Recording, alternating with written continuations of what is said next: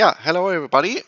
International trade, and we have started last week with the so-called gravity model, and why this is called gravity model. About this we will talk also today. And yeah, this is a model where we want to try to explain the trade relations between the trading partners, between different countries, depending on some specific properties. And for this, the best thing is just describing the current situation. And we have started just looking at the largest economy in the world. So to speak, in absolute values, they are roughly the second, third largest trader, very surprisingly, in the world. So the three largest traders in the world in absolute ways are China, Germany, and the United States. And there we have also already the first implication, which we have found in the last uh, in the last lectures, that this is not very surprising because Germany, China, and the United States are measured in US dollars via GDP, also the three largest economies in the world. But there also we have to be a little bit careful taking this ranking, because why is it maybe a bit surprising that China, United States, maybe not, but that Germany is the third largest economy measured via GDP.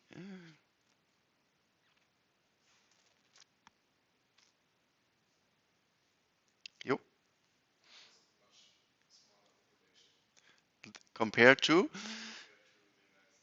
yeah, well, that they are first, and also USA is number one, and China is number two, and then also much different, much smaller measured in GDP. United States is 2.29 trillion US dollars roughly, and China is already almost 20, and then is Germany coming with around, I think, 5 point something. So, but they are number three. But you mentioned the right point.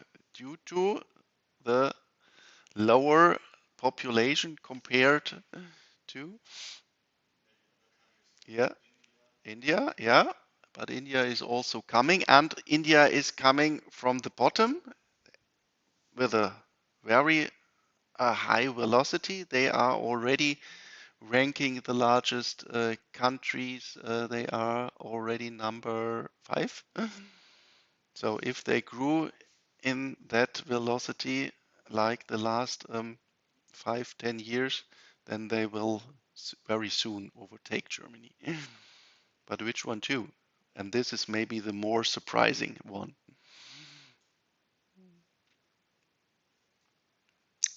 Think of developed countries.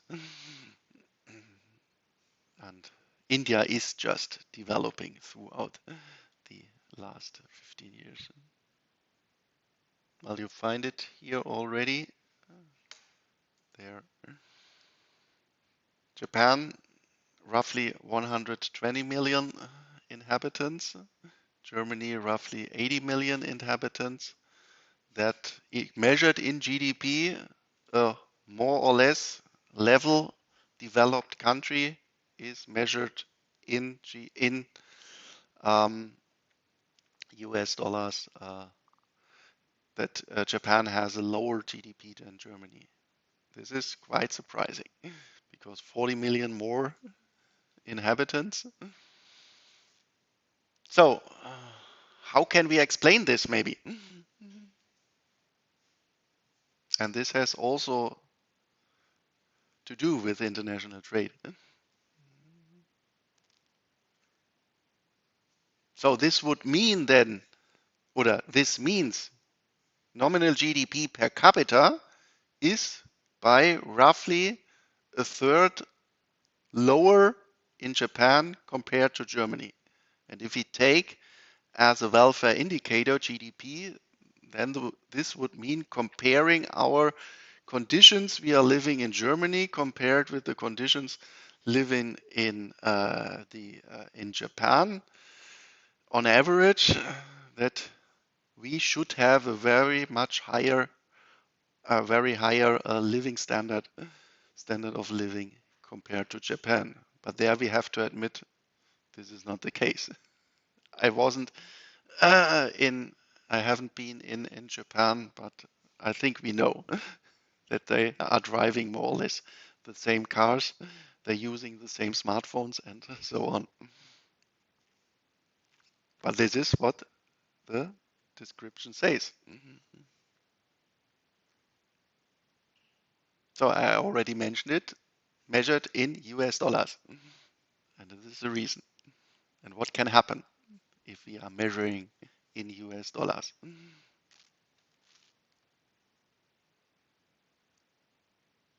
And this is actually the reason for the last 20 years. Germany was number 4 and Japan was number 3. It was just, I think, 2 years ago we have overtaken Japan. And the reason was to solve it, not that we have developed very fast during the last years. You know that this is not the case. We are even in something like a crisis, economic crisis in Germany, but we have a discrepancy where the currencies has developed relative to the US dollar. So we have a very large depreciation of the yen versus the US dollar, while during this time the euro versus the US dollar was more or less stable. So we have a depreciation of, I think, roughly 20-30% of the yen versus the US dollar, and then counting in US dollars means just that nominal GDP in Japan is dropping relative to Germany. So we have talked about this, who has entered my macro course, that it is always a problem measuring economic performance in nominal parameters. Yeah, nur in general, somehow we have to calculate in the same units. And the other one, and in the end of the lecture, I think we will talk about this. There is the concept of the so-called purchasing power parity. Then we ask, given our currency, what kind of basket can I buy with my currency? And from this, then more or less, I can deduce the, so to speak, real value of your currency. And this real value hasn't to coincide with the actual exchange rate between these between currencies. And if you have there a large discrepancy, then something like this happens. But we will talk about this later on in this lecture. Okay, then back to the description of the regional distribution of trading partners of the United States. And yeah, there we found that one very surprising property is we are trading intensively with our neighbors. We are trading intensively with large countries.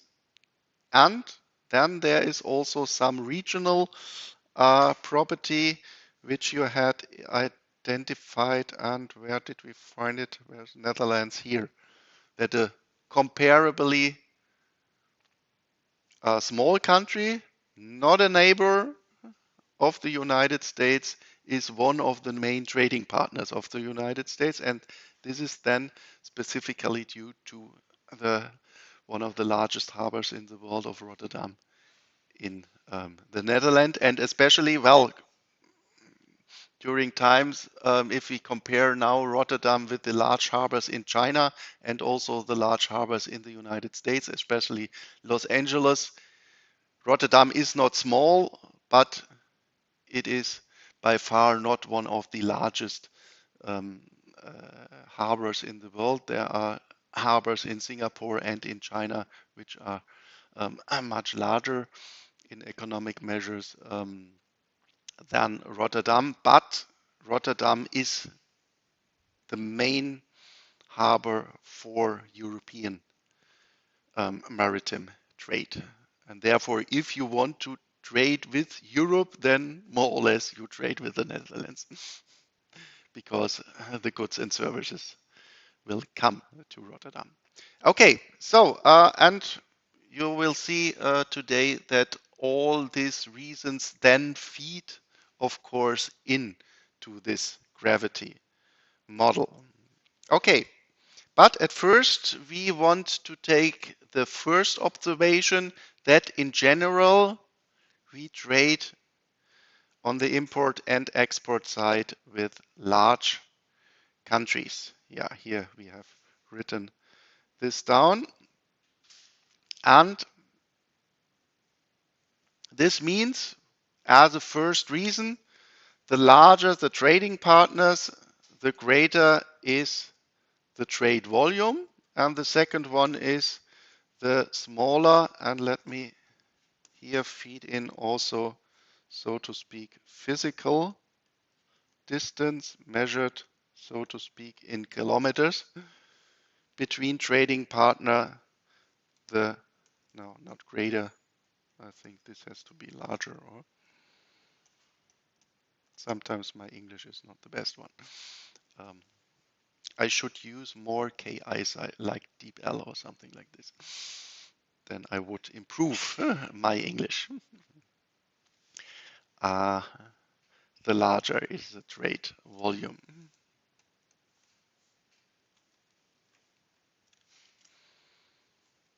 So, and for this, we want to then economically explain why this is the case. Well, and for this, remember when we have talked about economic performance, about how large is the economically country, there we introduced this measure of GDP, and then we talked about how can we calculate GDP, and there we had these two possibilities, taking the view from the supply side, what are we producing, and we took the view from the demand side, while producing, during the production process, we um, generate income, and what we are doing with our income, we demanding goods and services, we are buying goods and services, and since this in general in the end coincides, total income equals total production, we can then say from the supply side, how much do we export? We export the more we can produce, and this is the larger we are in an economic sense. So larger economies can, of course, produce, this is more or less trivial, more goods and services. So they have more to sell for the export market. This is also then the case vice versa. And on the other side, if we have a large GDP, then we have a high income. Now this does not mean high income per person, in general, high income aggregated. So also India per person has, of course, a quite low income because you have divide the number of, I think, roughly 4 trillion US dollars by 1.4 billion people. So this is much, much less than in Germany, where you have to divide roughly the same number, a little bit higher, 5 point something, divided by 8 million people. So per capita, we are much wealthier than India, but in an aggregated way, we have a similar size. And then, of course, on an aggregate level, India can buy as much goods as we. And therefore, we say large economies generate a large income, and with this, they can demand on the world markets many goods. Yeah, I think this is not really hard to understand. Yeah, and then in terms of the physical, so to speak, distance between two markets, we can, of course, say that the greater the distance, this means the higher are the transportation costs. And since then we have to add these transportation costs on our selling price, this of course means from the general law of demand, the higher the price, the lower is the demand. It is not a big surprise that if these transportation costs are increasing due to the distance, that there we have an inverse dependence on the trade volumes.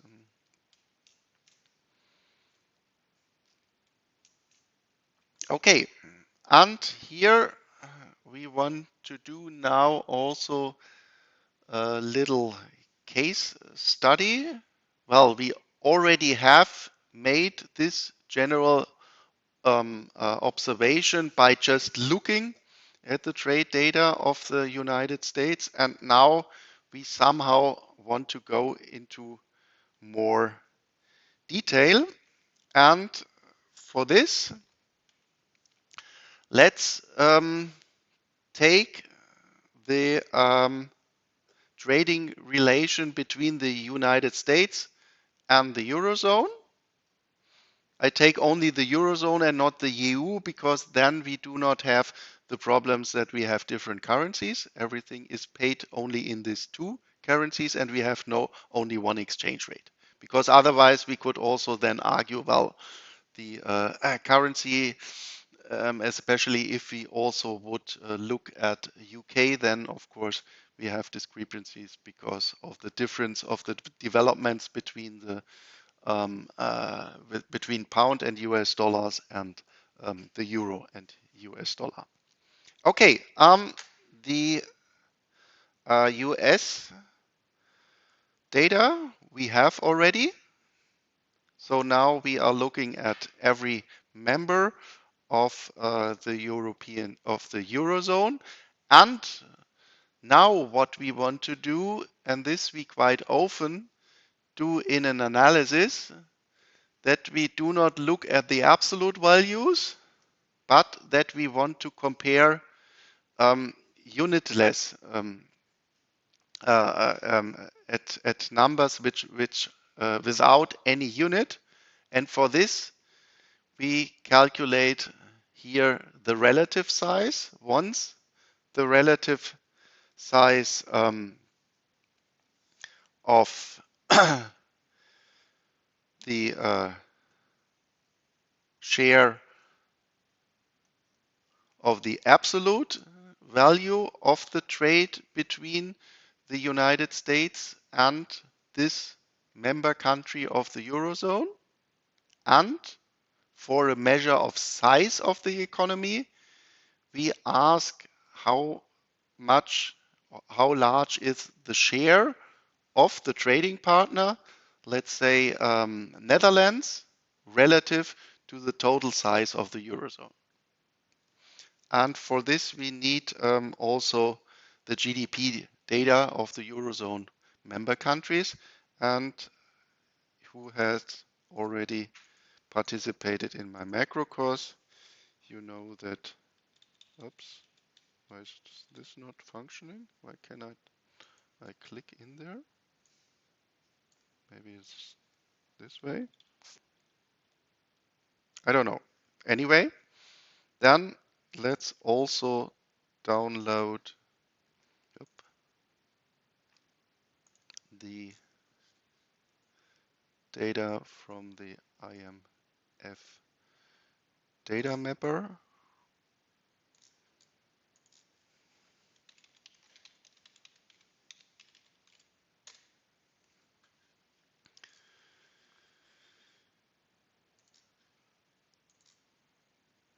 Data sets, World Economic Outlook, and here we need GDP, and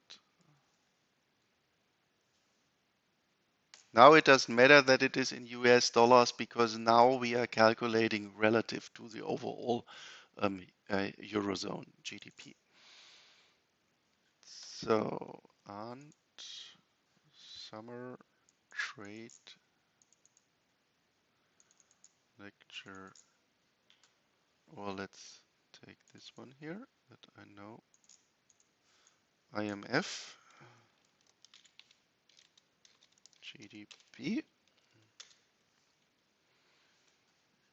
and we need the data.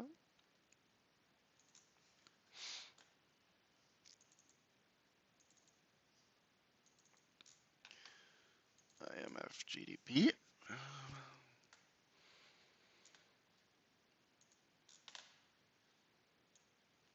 So here we are. And then we need the first of all, let's somehow sort this. And actual 24.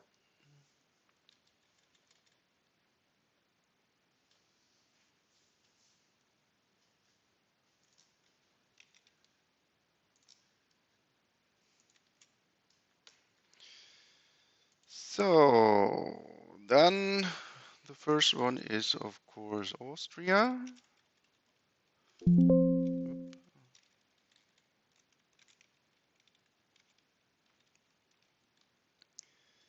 So Belgium.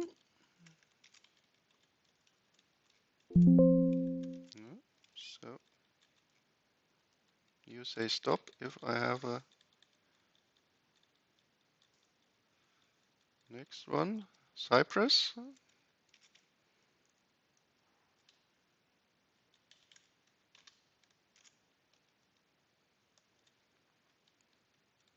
Czech Republic, yes, no? No. They have still their own currency. Denmark? No. Finland is the next one. Oop, this was wrong. Sorry.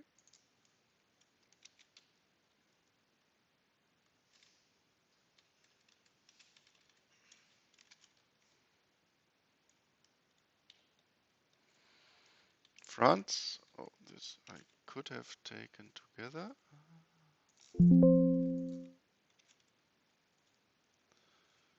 France, Germany.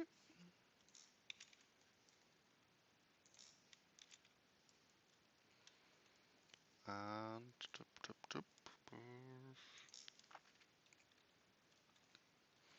Greece.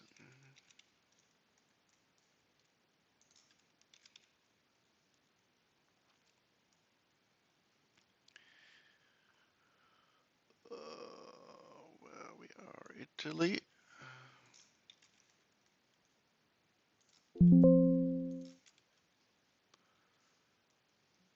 Italy.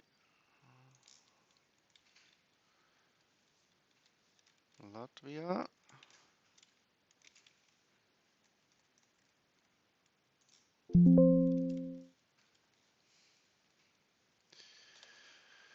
Latvia, Lithuania, and Luxembourg.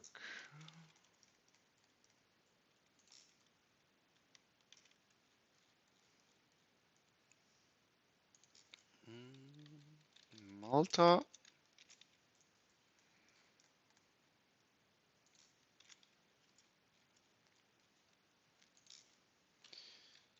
So, Netherlands.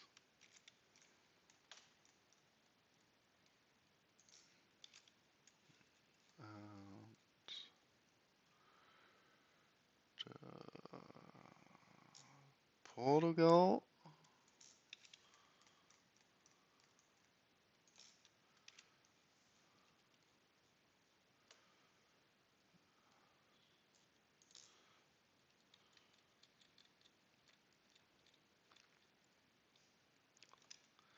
Slovakia and Slovenia.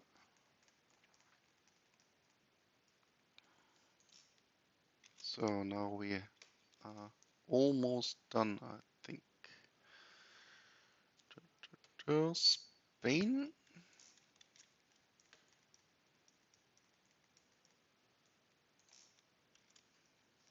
And I think Sweden, no. I think that it was, and UK not. So how many do we have?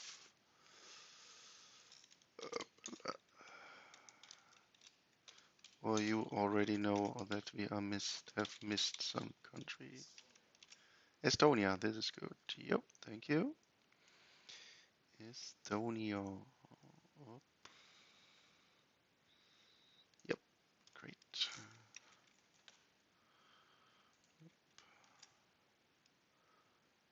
This should be then here.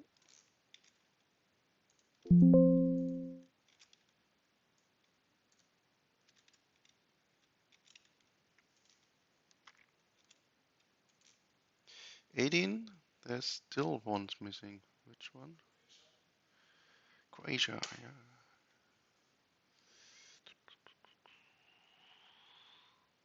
Yeah. Thank you.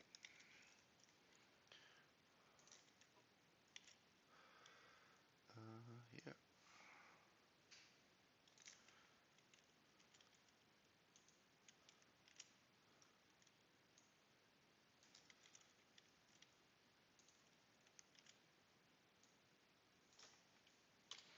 That it was, I think, or 19, if I remember it right. Anything else? Belgium, Netherlands, Luxembourg, Germany. Yep. Here we are. So then Eurozone we need is the sum of these. And we want to have the relative numbers. So every number divided by the sum of the, yeah? 20, yeah, because it was 19 and then Croatia was the last one. Yeah, yeah. Thank you, Ireland. Thank you very much. And Ireland is important because it is not that small. Thank you. Yeah, for sure. Zip, Ireland. Then here. So, zip, zip, and this one, and this one, and now we need here the Euro zone as the sum.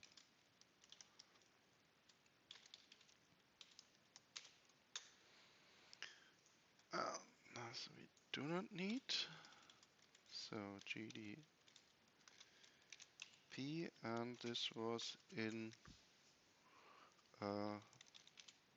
billion US dollars, and here we have GDP in percent. So this one over this one, and we have to fix it with the dollars. And let's look at it. Why is it not possible? Oops.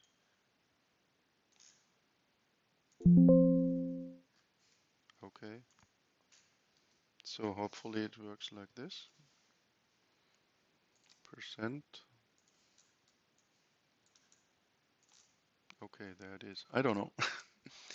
Anyway, so this is the relative size of our countries, and now we want the relative size of the trade dependence of these countries with um, the United States, and there, these are only the 20th largest. There we have to go into the data. Oops, this one. Export data. Yes, and the import data of the United States. And then let's take this downward here. Here we are. So this is GDP, and here we take trade. These are our countries, and then 24 trading data.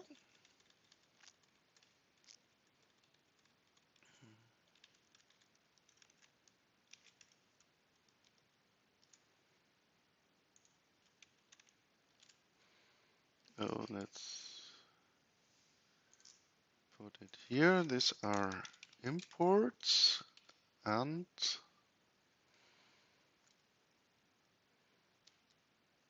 exports.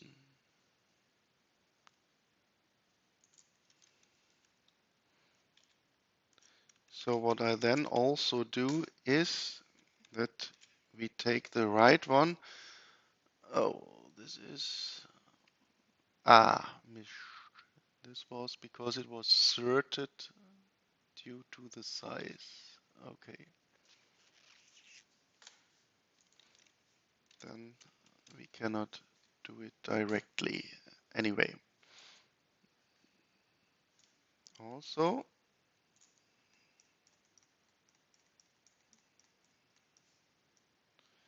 export data and then Germany imports, Ireland imports, Italy imports, and France, Netherlands,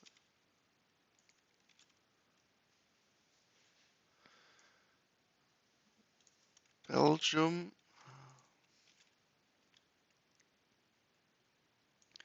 Spain,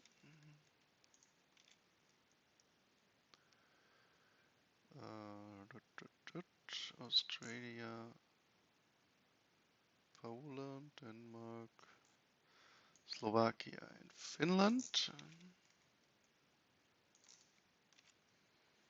These are the imports.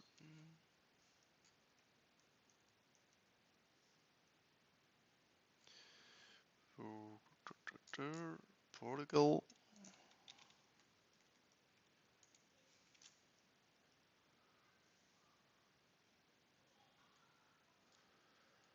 Slovenia,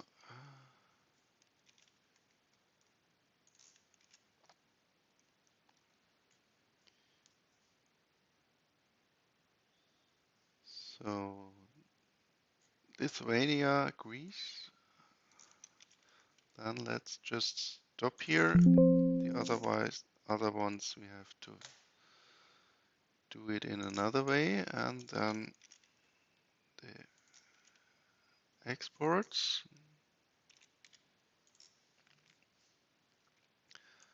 Germany, France,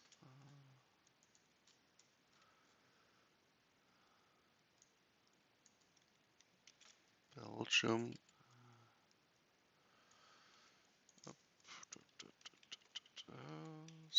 Spain,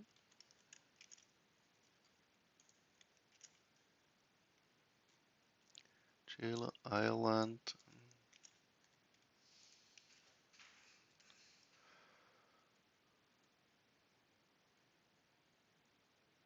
Denmark, Bahamas, Norway, Austria.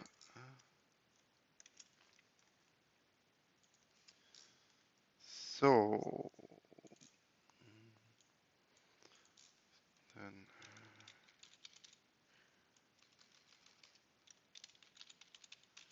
country, here country, and let's sort this data by spelling.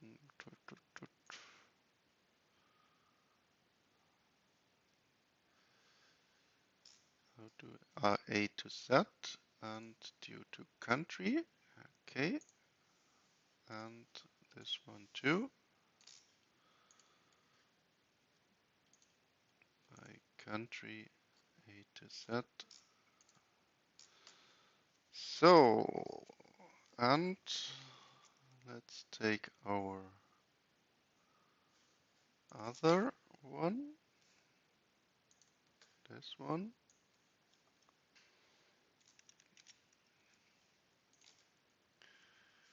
Here we are.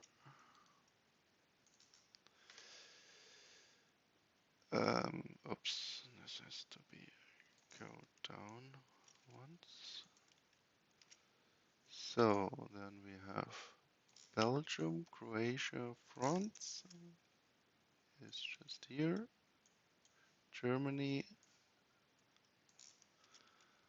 Ireland, Netherlands, and Spain. Oops. Belgium, Finland is there. France, Germany, Greece, Ireland, Italy, Lithuania,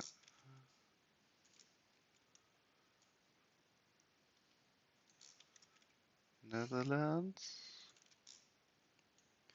Portugal, Slovakia, Slovenia, and Spain. So Croatia we have to look.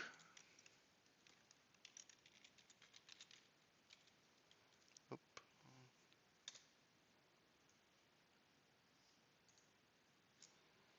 So there we have Croatia and number 89.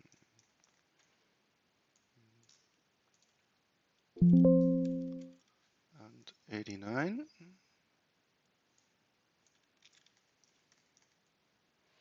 So if you are much better in programming than me, then you are maybe smiling, but this is just the way. So Cyprus here and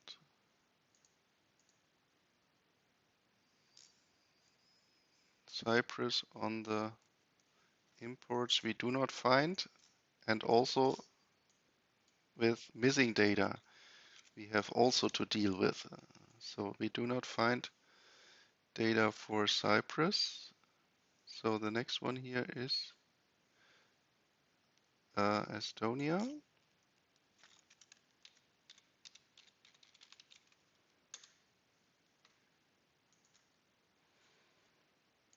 Have it here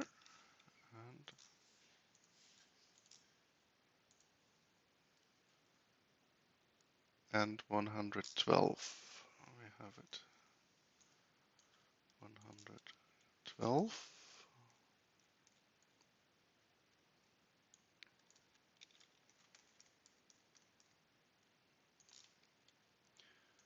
Finland.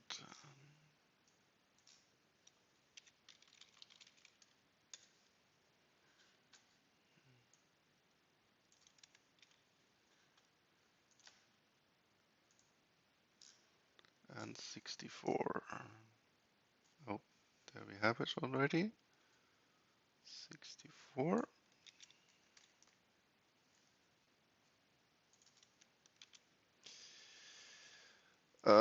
Then Italy.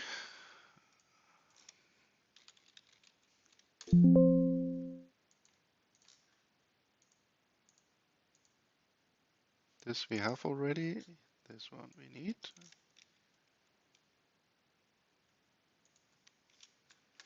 Latvia.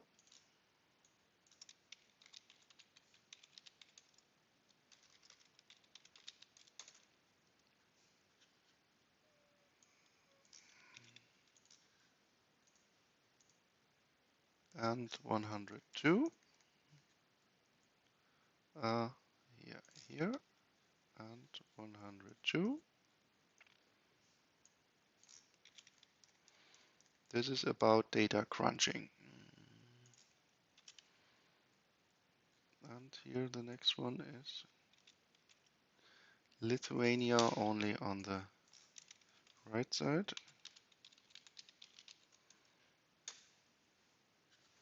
This one. We are almost done. Luxembourg.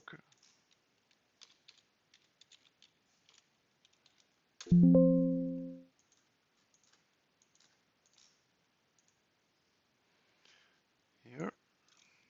And on the left side, we do not find Luxembourg. Up, up. And what else? Which is here the next one? Oops, I can see it. Malta. There maybe we have also a problem.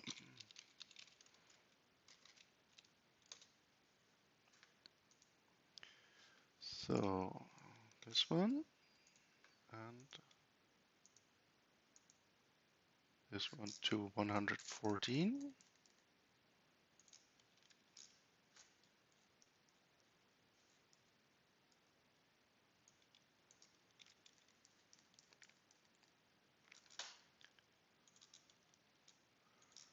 And Portugal, Slovakia, Slovenia. This we have already, and this we need.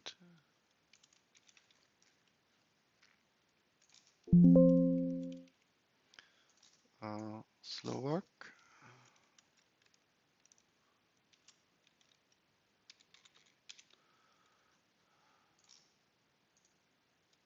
This we have already. Slovenia we have also already. This we need.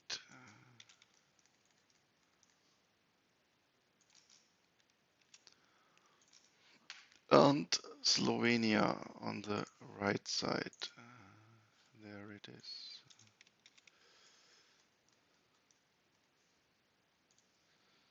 So what is missing? Missing is Cyprus. So I try it again because sometimes you are clicking somewhere in Excel and then he's looking only in this cells you have clicked on. Maybe I've done this mistake. So let's see if we find the imports of Cyprus. But it could be that there is no data. Oh, there is it. Okay.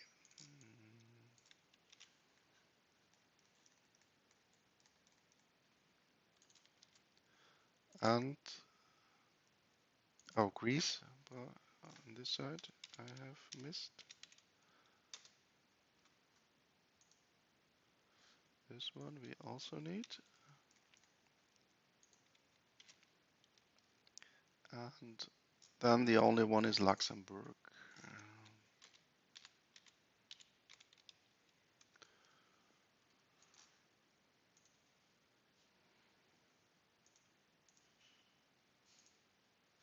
Okay, so no data is missing. But as a case study. So somehow you have your data set and you have to get out what you want. And it is not just coming out by, well, speaking with the data set. Therefore, I did this here together with you, because on a smaller scale, you should do this then later on also analyzing your country. And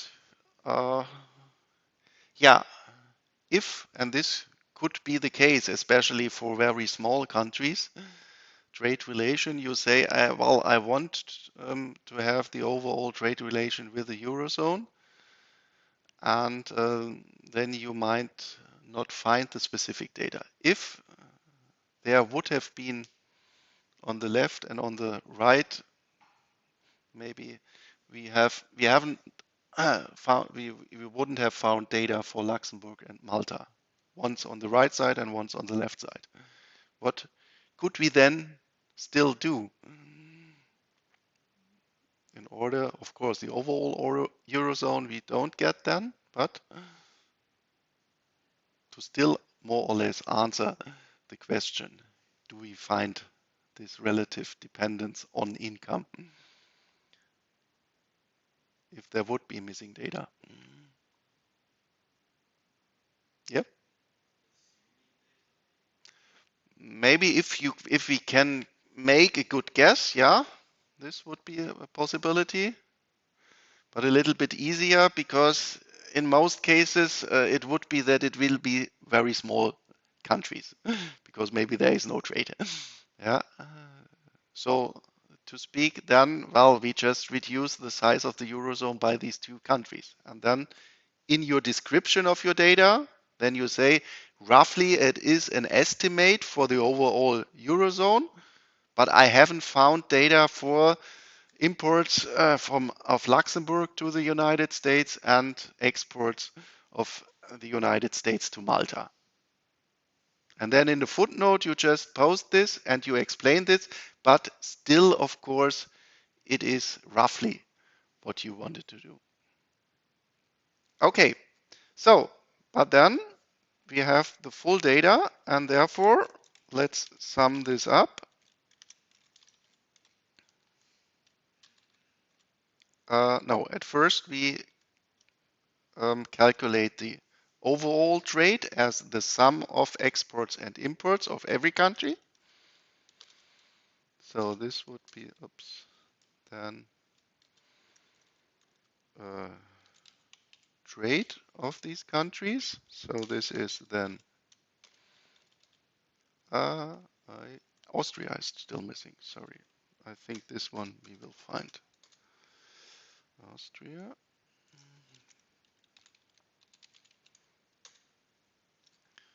Here.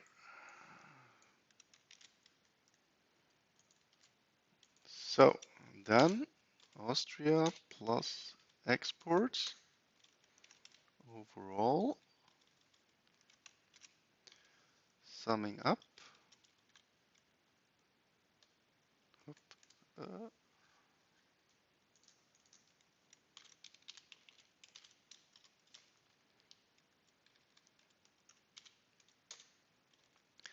and then relative trade here. Trade in percent, and this would be then this over the whole trade volume of the United States with the Eurozone. Up, again.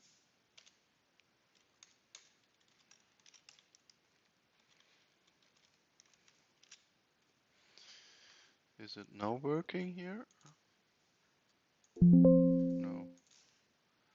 Anyway, take it like this. Now we have the relative trade. Let's move here also the relative size of the two.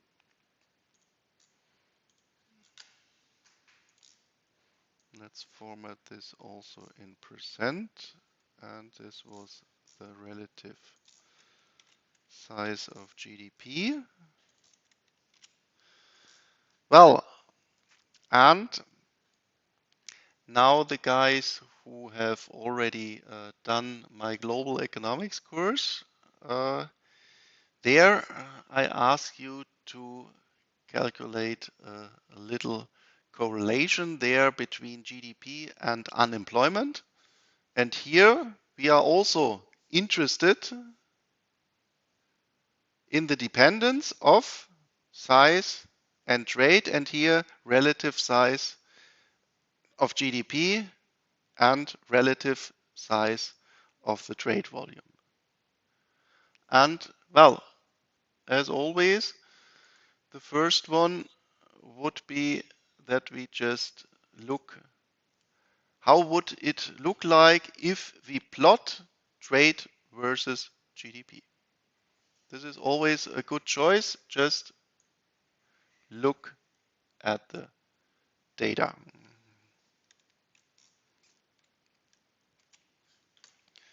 So, and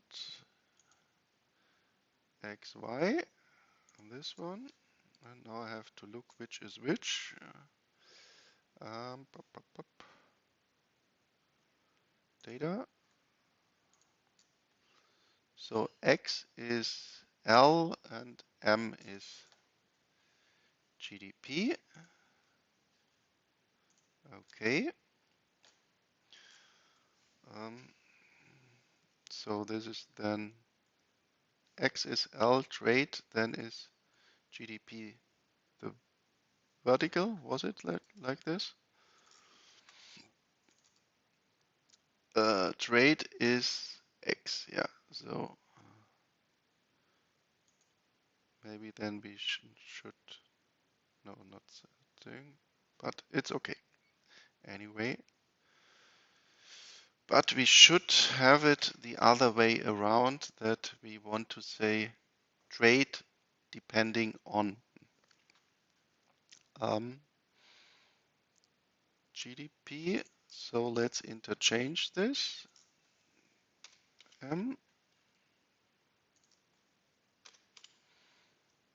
If I now press enter, what will happen? What you will see in this diagram? GDP versus GDP. How would it look like?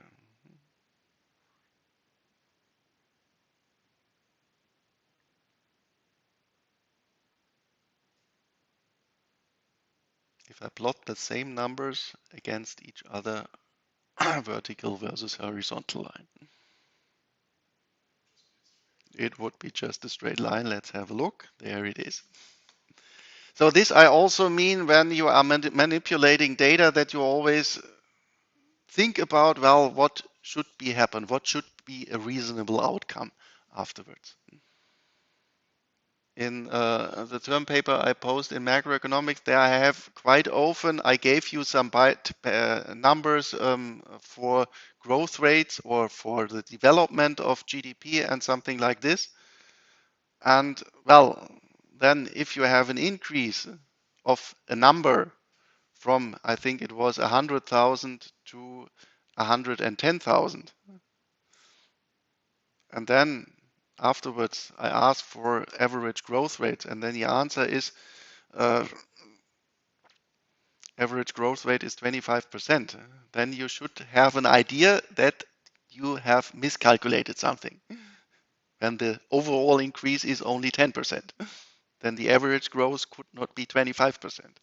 And this is really important, manipulating data, that you still in this process know what you are doing.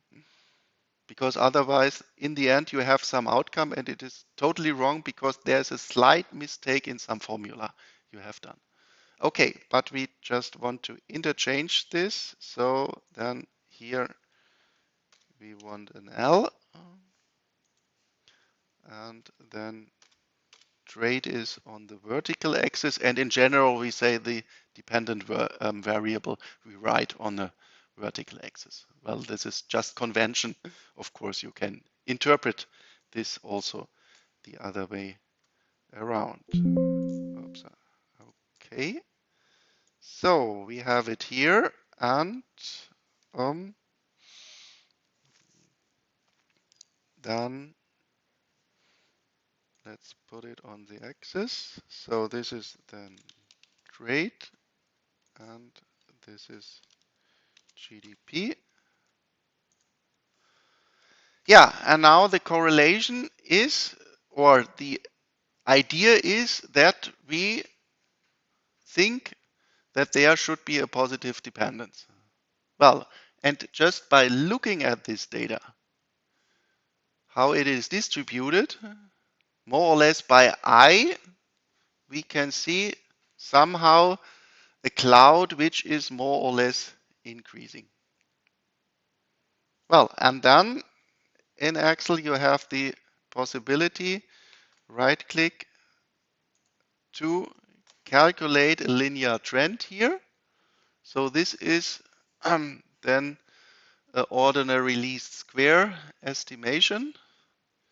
I don't know if you have done this in your introductory courses in statistics, but maybe also you have done this in school. This is just the linear fit due to the minimization of the sum of the square distances with respect to this line. Linear regression, we call it. So, and here we have also this option to obtain the formula.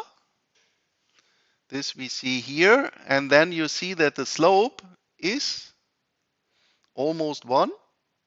So this would be then a clue that we have almost a one-to-one dependence between the size of a country, the relative size, and the relative trade volume.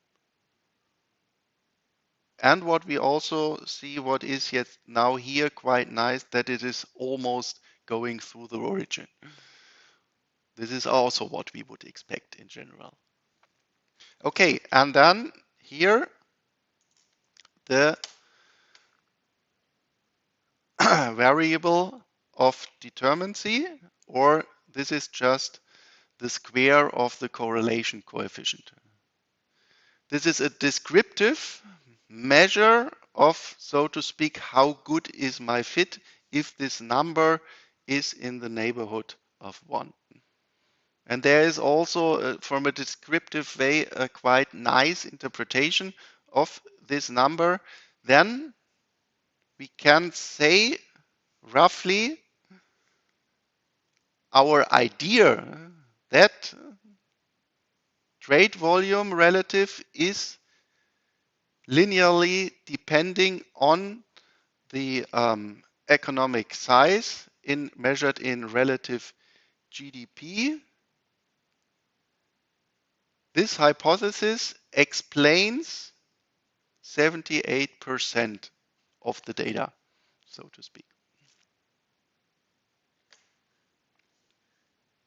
Okay, so then let's take this one also here into our slides. Here we are.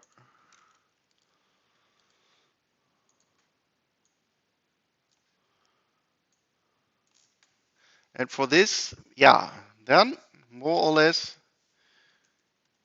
this means from the data, we have that roughly an increase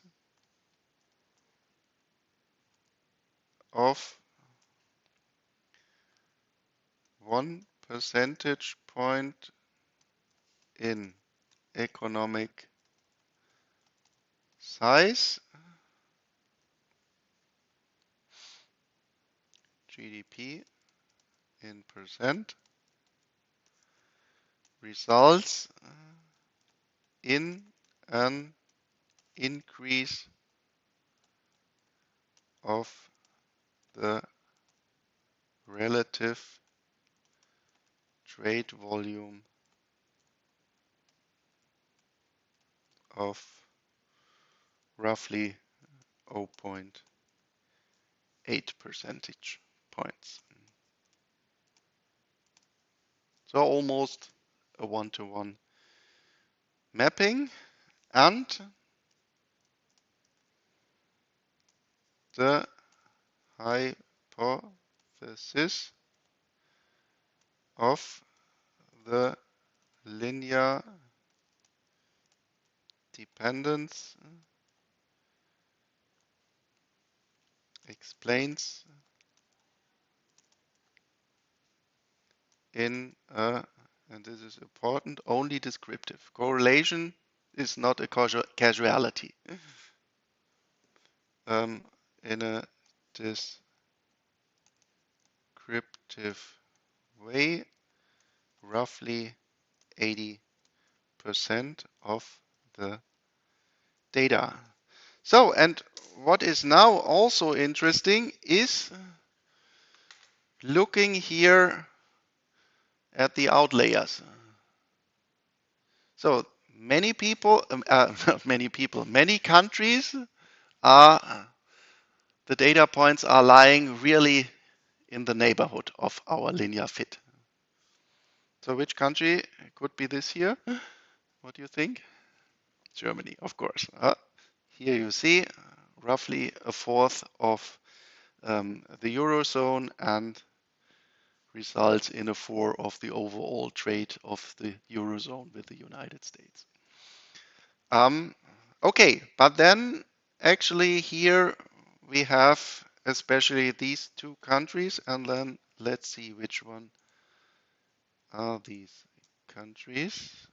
Up. I thought if I click on this, I could these a number.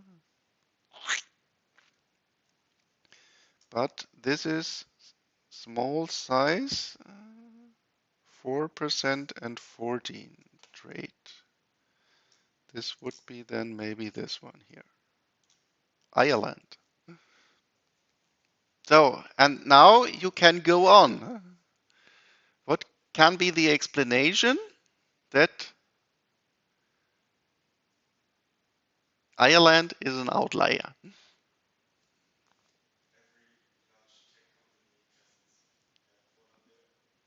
This would be services, but I have to admit this I haven't mentioned. This is only goods. This is not services, excluding service. But it's of course a good idea because I haven't mentioned that it is only goods. Yeah. Taxes, yeah, this is also an possibility, but think maybe a little bit further because it's really a large amount. You see, only 4% of GDP of the Eurozone and almost the largest, only 10 percentage point lower than Germany. And Germany is then here 6 times larger relative than Ireland.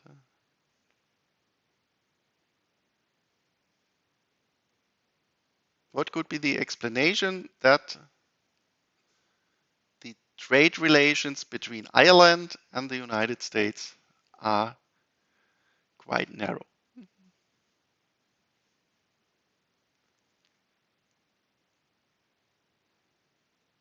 I think it was last week. There was a large party in the United States and actually in many countries in the world, but the largest one party was in Ireland and in the United States. Which party was it? St. Patrick's Day. So by history, we have a very large dependence between Ireland and the United States. 100, 150 years ago, many very poor Irish people, they moved to the United States. And there is a very narrow cultural dependence between Ireland and the United States. And there is another thing which could foster trade. When is it easy to trade with another person? When you understand each other. They are speaking the same language. So maybe this is also a reason. And this reason then feeds also in the gravity model. When we then say what is maybe something like a general distance, not only physical distance, so they are narrower because of their cultural relationships. Okay, I think here we should also find the Netherlands. Here are 0.7 and 14. Yeah, here we have Netherlands, and this, of course, we have already said, this is due to the harbor. So here, this is Ireland, and this is Netherlands, and then we have the harbor, Rotterdam, and cultural affinity, same language. Okay, so just from this picture, we can deduce some quantitative idea of the dependence, and we even then, just by a look, can also explain other things. Why is it not always the only thing looking at the size? Okay, and here I think we have already almost all things. What we then say is the so-called general distance. Of course, distance is just in kilometers, transportation costs. About this we have already talked. Then, with our friends, it is more easy to trade. And here, this is then called in general cultural affinity that we then stick together. Geography in general, well, if we look at the geography, if there is, due to the geography, the possibility to easily build a harbor, then, of course, and this is a reason for Rotterdam, then you find this. Or if there are then mountains as a geographic barrier, then this, of course, will also increase the distance, although in kilometers it's still the same. And then in general, borders, and for this, yeah, we will also look today at a little example. Of course, crossing borders between countries means that we have an increase in the costs of the trade relations. And for this, we could, but we won't do it then right now, but I think you can think of it. There we have also just a real-time experiment right now, which we can see. I think I will provide next week then also some more specific data for the German trade relations. And the real-time experiment is the Brexit, where we just increased the costs of trade between Germany or the European Union and the trade relations with the United Kingdom, because now all your trucks have to stop at Calais and then filling all these formulas and what else, and this takes just time. And of course, in general, now they are not anymore member of the European Union market, and this is also an obstacle for trade. relations. And here, borders, so we can then in general compare this with two. Sometimes it's included in general borders, that you have language borders, so to speak, between countries, but you can say, of course, that you sum it up also under this second point here. And then a last one is also found, which can foster trade, is if you find multinational corporations within your country and they have different parts in different countries, and of course within the company they can easier trade with each other over the borders of country than between different companies. So if you find within a country, and here if we would include especially services, then I think we would also see that Ireland is it is easier for them to trade these services due to the large tech companies which have their European headquarters in Ireland. Yeah, okay, then 5 minutes. Why do we call this gravity model? Because also within this model, then we want to do econometrics. We want to get quantitative numbers out of it.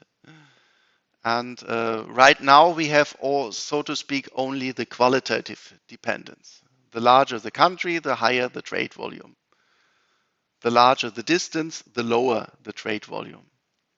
Well, and what was done then is that once introduced this function here, that we say, okay, we take the product of the two trading partners of their GDP, of their economic size. Because then this means one constant GDP increasing the other GDP means trade volume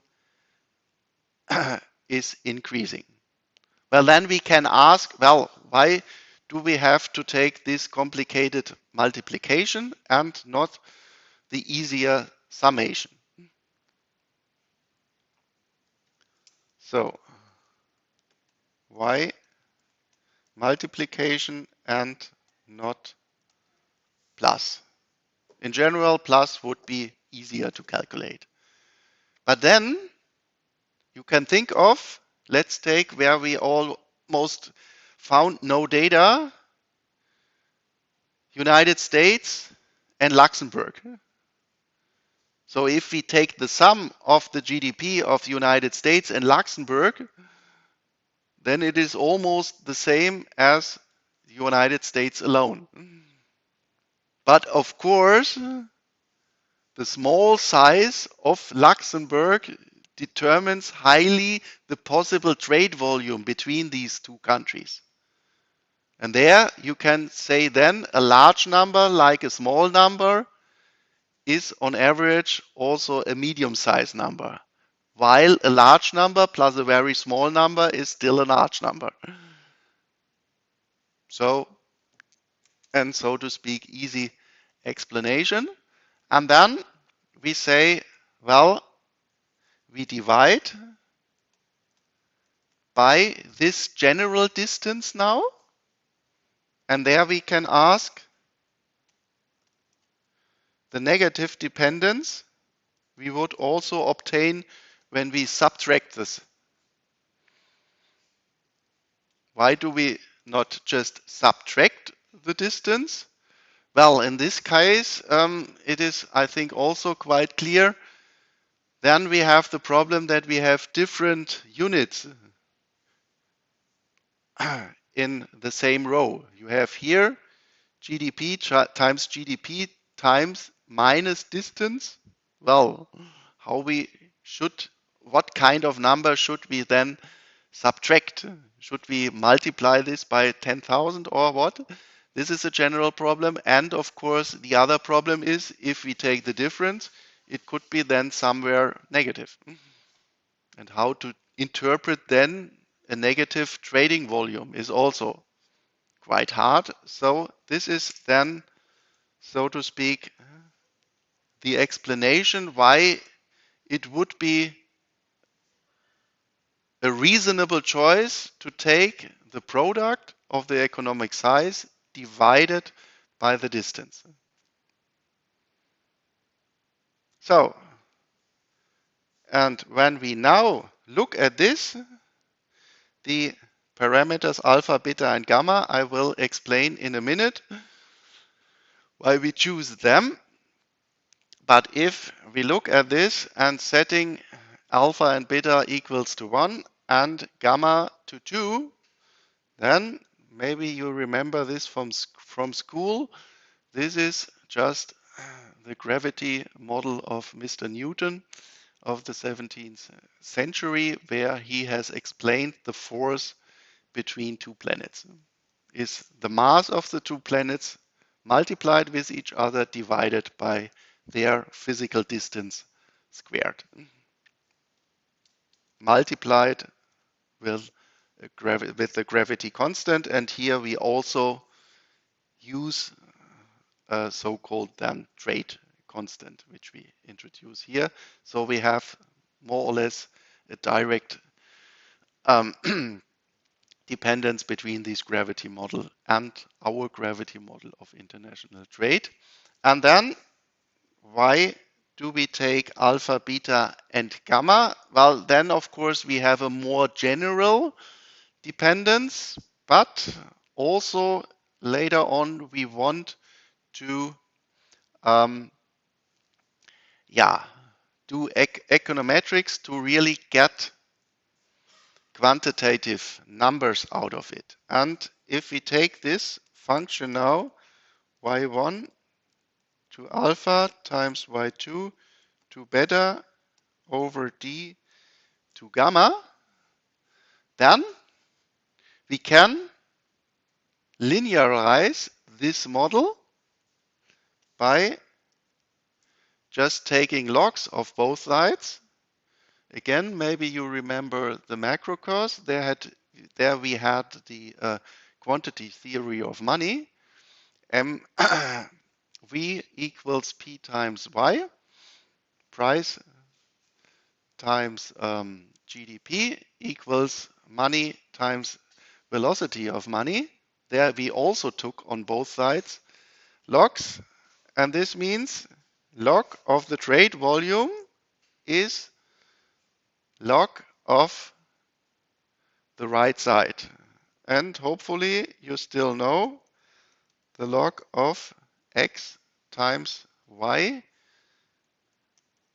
What is the main functional form of the logarithmic function? What can we write then? And this, if you do not remember this splits just a multiplication into a sum. And this is a very nice feature which we quite often use in econometric analysis. Because in economics we have quite often a multiplicative dependence.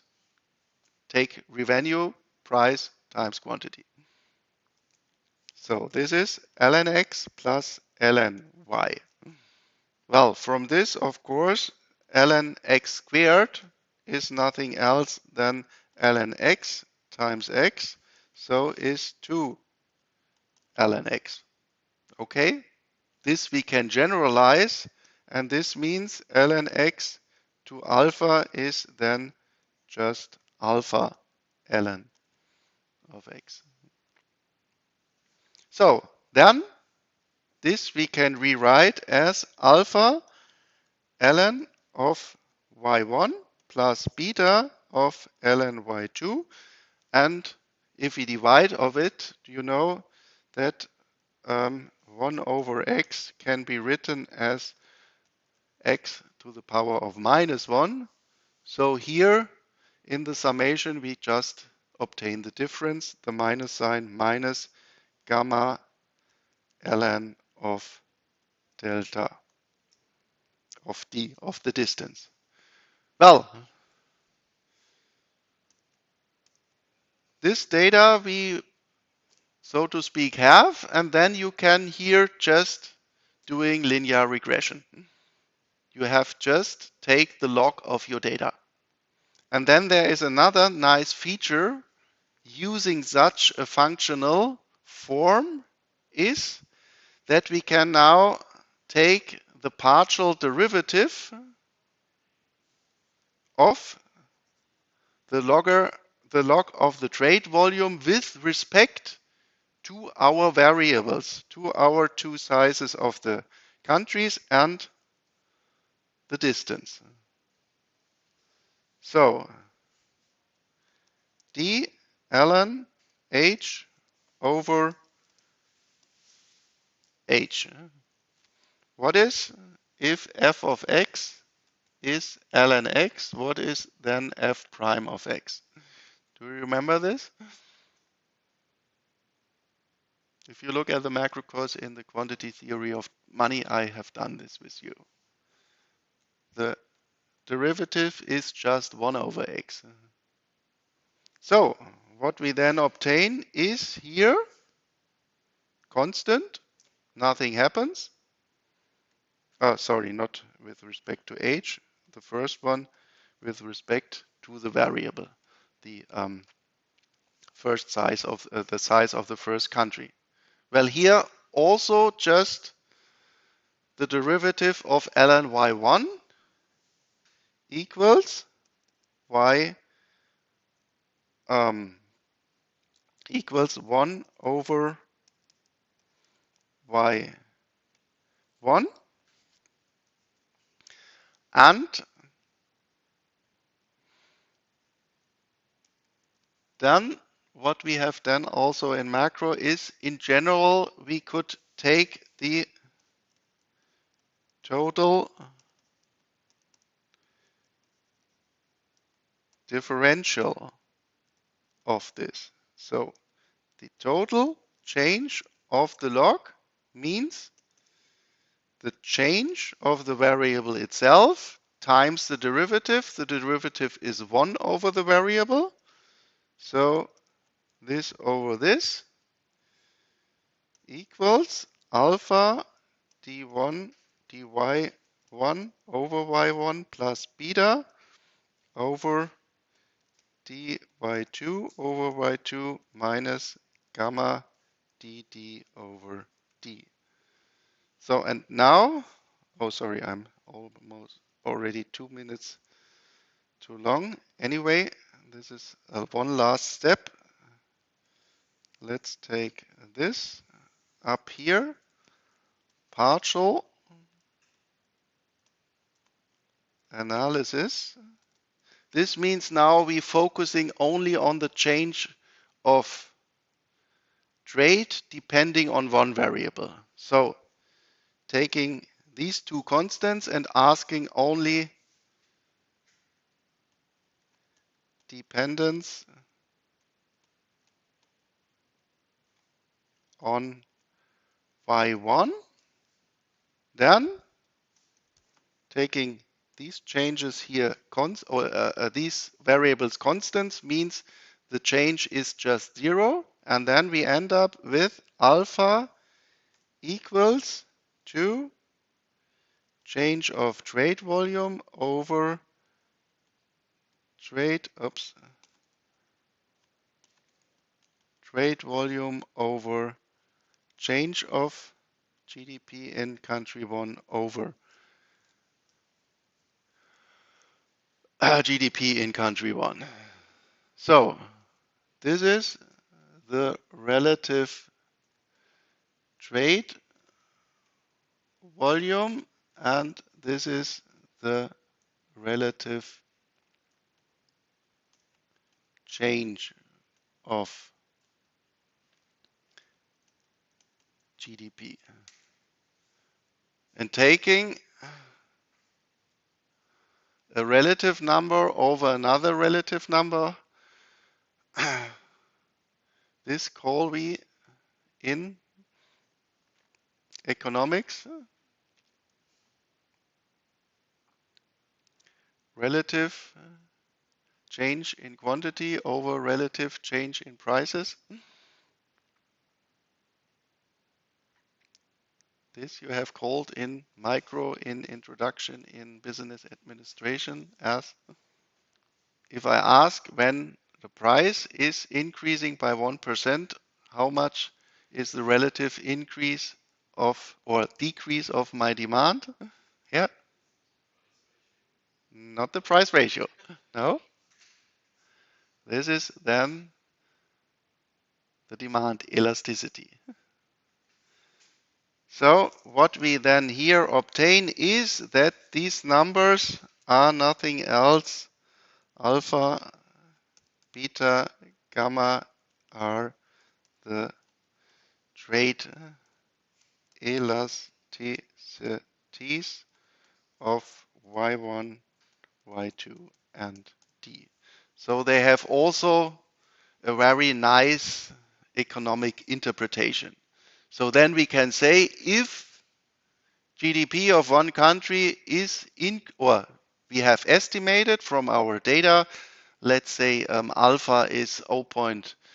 Is let's say 2.5, then we could say if GDP in country one is increasing by 1%, then trade volume of these two countries would increase by 2.5%. Okay, but 5 minutes too long. Thank you very much for today, and then next week we will close this model.